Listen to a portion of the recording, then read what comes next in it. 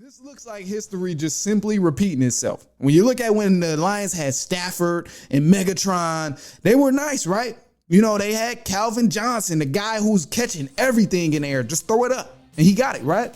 But they didn't have a defense, which is why they could never go. Now tuned into the greatest.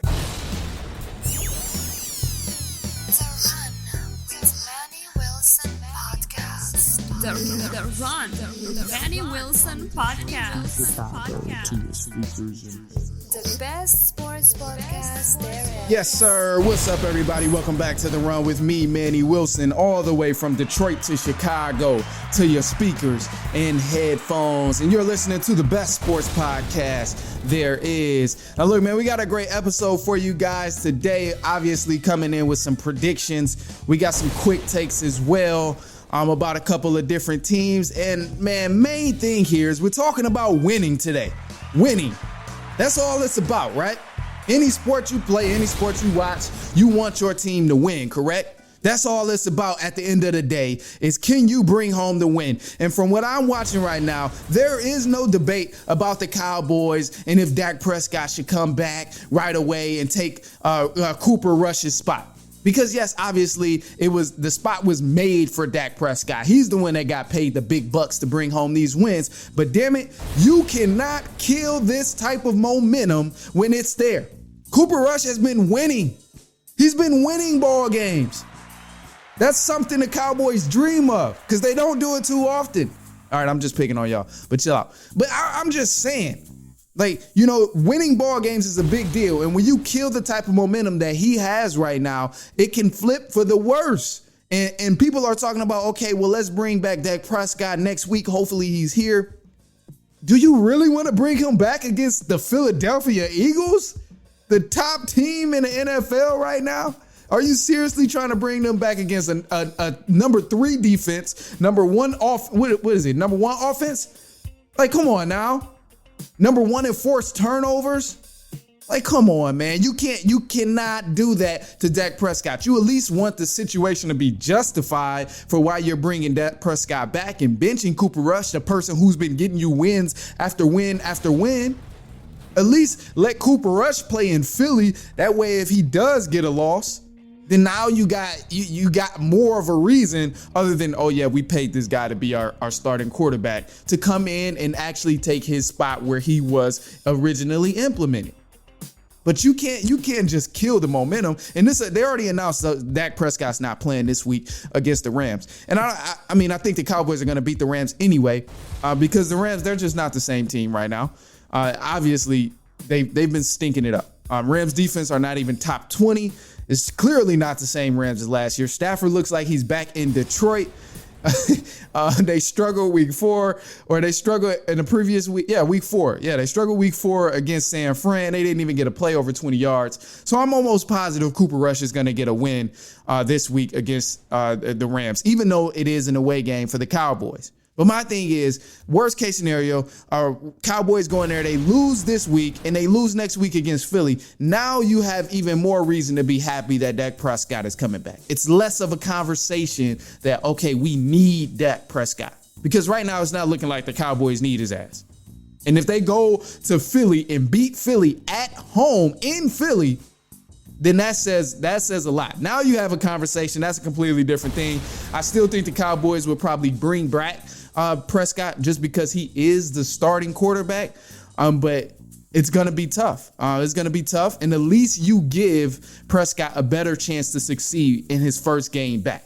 I'm not putting him against Philly. I'd rather him go against the Lions in week 7 against a team with no defense, where my defense can potentially stop their offense and we win the game. That's all it's about. It's getting wins. Because if Prescott comes back and loses, people are going to look at him sideways. He's going to get the side eye of, okay, well, our bench quarterback, he ended up pulling off the wins. Why you can't do it? That's the kind of vibe he's going to see because Cooper Rush has been balling. He's doing his thing. All I'm saying is don't kill that momentum so early. Let it ride out. Don't kill the momentum. As soon as you get past the Eagles, then maybe you bring Prescott back in to do what he was brought in to do, which is win ball games. It's a better situation for him to win. It's an easier task, an easier city for him to win in. So I would definitely take that type of advice and use that as motivation in around a time span of when you could bring Dak Prescott back. But look, man, stay tuned. We got some more coming up, man. Couple teams, some quick takes coming up for the NFL. The Steelers, Lions, my Falcons, all of those teams are coming up. So stay tuned and we will be right back.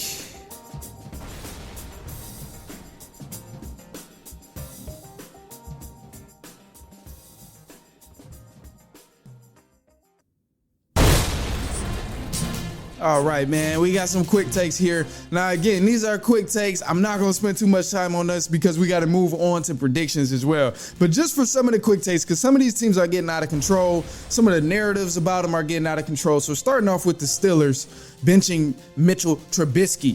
It needed to happen. This needed to happen. I don't know why it's such a surprise that, Trubisky is finally going to the bench. I get it. He's been losing, though.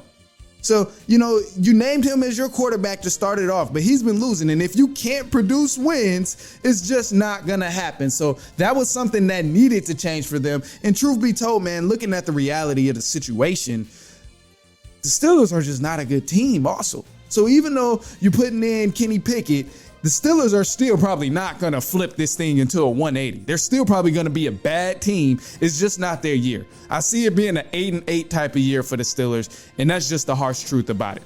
All right, but that's Steelers. Next is the Lions. A quick take with the Lions, man, because the Lions, they got to figure this defensive thing out now. The defense for the Lions have been piss poor. How the hell are you sitting number one in the offense, but you can't win multiple games because of your defense? And to me, watching the Lions year after year and seeing the things that they've done over the years, this looks like history just simply repeating itself. When you look at when the Lions had Stafford and Megatron, they were nice, right? They had Calvin Johnson, the guy who's catching everything in the air. Just throw it up. And he got it, right? But they didn't have a defense, which is why they could never go so far. So no matter what they're doing on the offensive end right now, score 60 points, score 70 points if you want to. The other team is going to score 74. It's that simple. They got to get a defense if they want to win some ball games. And it looks like history is repeating itself. But another losing season is loading for the Detroit Lions. And all of my guys was talking trash about the Lions winning 11 games this year. Oh, yeah, we collecting some money, I tell you. Oh, yeah, pockets is about to be loaded. Oh, yeah, we going to talk about that even more. Y'all boys about to pay up, all y'all Lions fans that's hearing me, because y'all was talking crazy after them Hard Knocks episodes. But I tried to tell you the Lions are not going to get it done. They still going to be a stinky team this season. Better, but not as bad as last year, but not as good as they could be if they had a defense. All right, let's keep it going, man. My team, the Atlanta Falcons, there's been some talks now about people wanting to bench Mariota. Now, let's get this truth out here. Why? Now, why do you want to bench him if he's been winning games? That's my whole thing here. I'm not saying he's the best quarterback in the world. I'm not saying he is the franchise quarterback that's going to get us over the edge and back to the Super Bowl and all of that. But I'm just saying he's won 2 of the games now.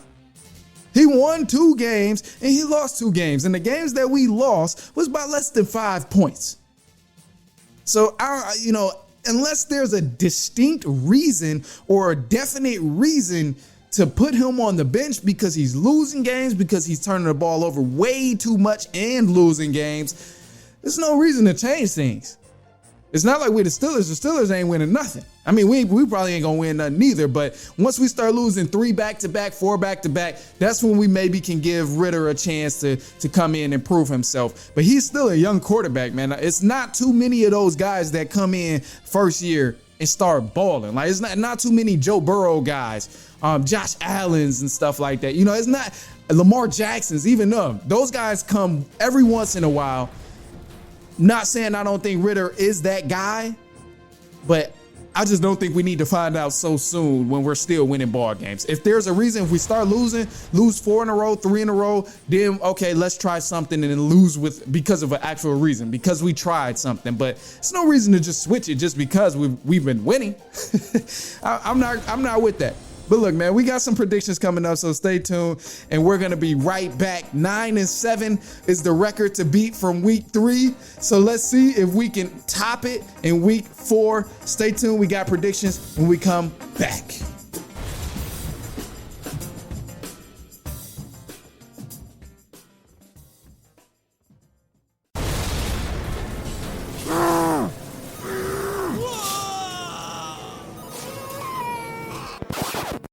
Now, you know, just because you're busy doesn't mean you got to be stressed. I'm crazy busy right there with you, but it can be easier. Next time you're on a run, just make it more fun and listen to The Run with Manny Wilson.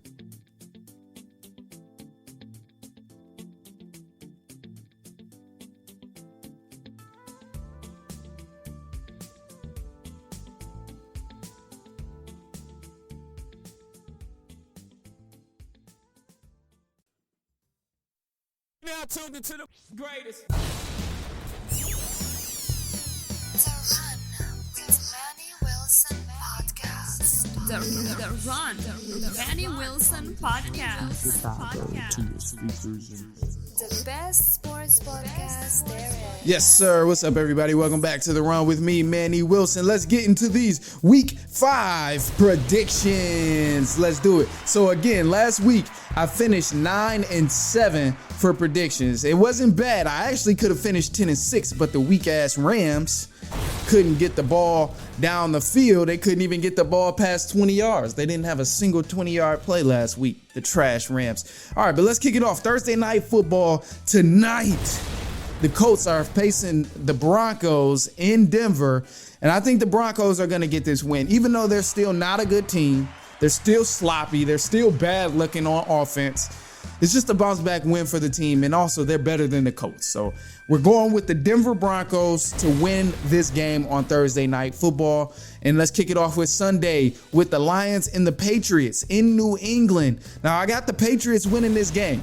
Although the Lions have the number 1 defense, I don't think they're going to pull this game off against the Patriots because the record's going to fool you. Patriots, they have a 1-3 record, but you got to look at the teams they faced. The Dolphins in week 1. The Steelers, they beat them, but the Ravens, the Packers, like they've been playing some good competition so far, and they haven't been getting spanked in these matchups. Against the Packers, they almost pulled that game off. So I definitely believe they're going to beat the Lions and protect home field this week. I think the Lions are going to move into more of the negative. Another week for me to post a video about them not going and not winning 11 games. So definitely going with the Patriots this week over the Lions. All right, let's keep it going with the Giants and the Packers. The Giants and the Packers. I'm picking the Packers to win this ball game. I just highly doubt that the Packers will lose at Lambeau Field against the Giants. The last time the Giants have beat the Packers in general was since Eli Manning in 2013. So it's not going to happen. And then last two, there were rumors of the Packers possibly getting OBJ, Odell Beckham.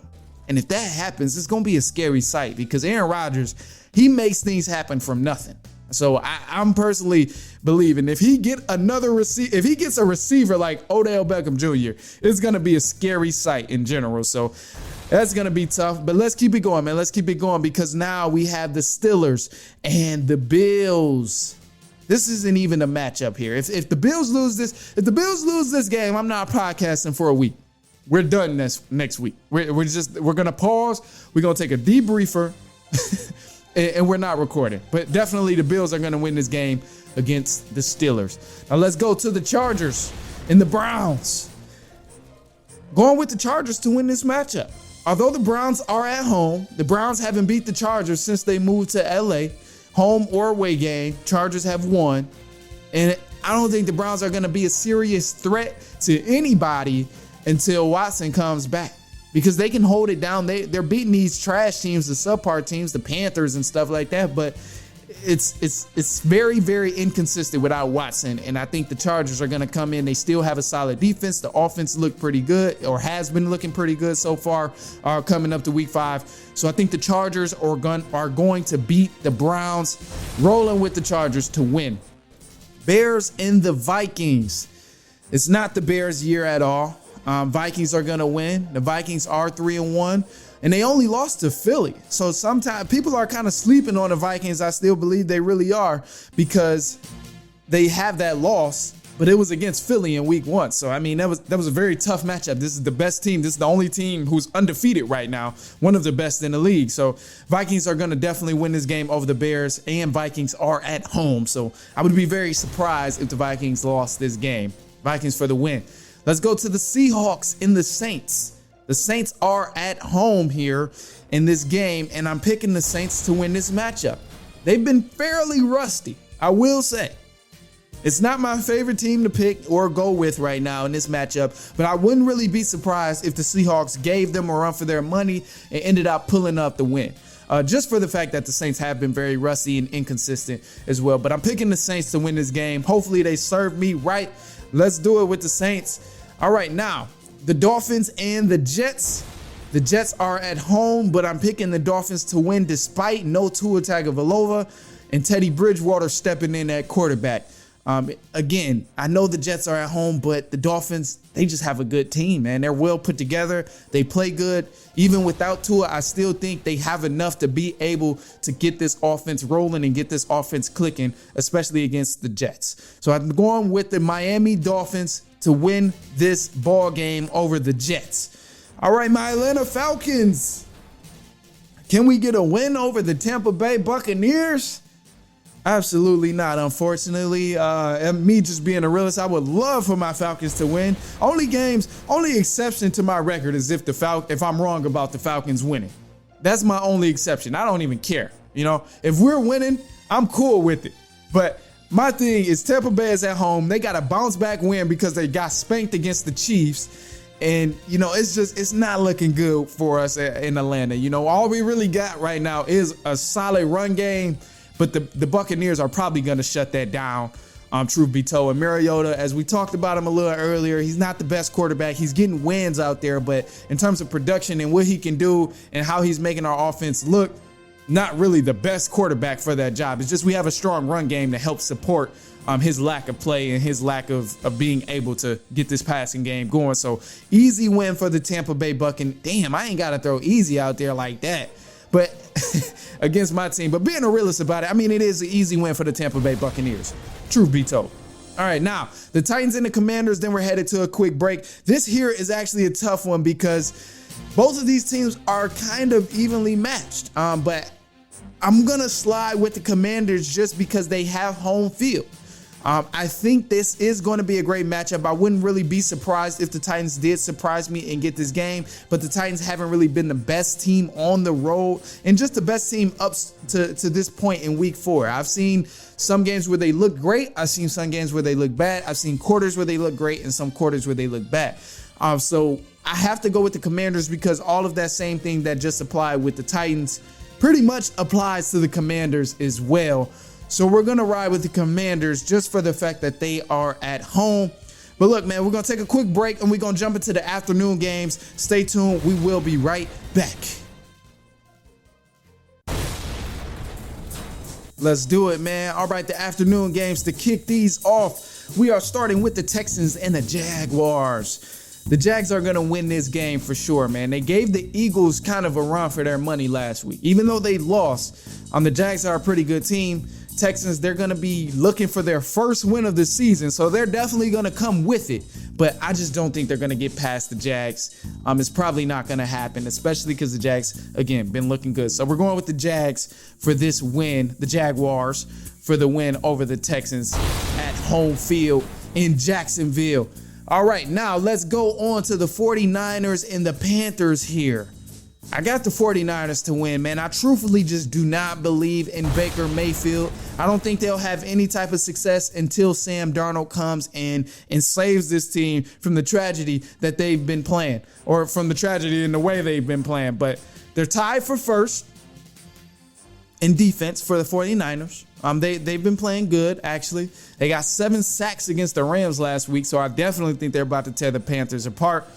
So it's kind of a no-brainer for me. All the statistics, all of the history of watching so far up to week 4 and week 5 shows that the 49ers are going to win this game. So I'm easily going with the 49ers to take this win. Now we got the Cowboys and the Rams here. As I touched on a little bit earlier, I'm picking the Cowboys for this game. The Rams are not the same from last year. Cowboys have an elite defensive line also.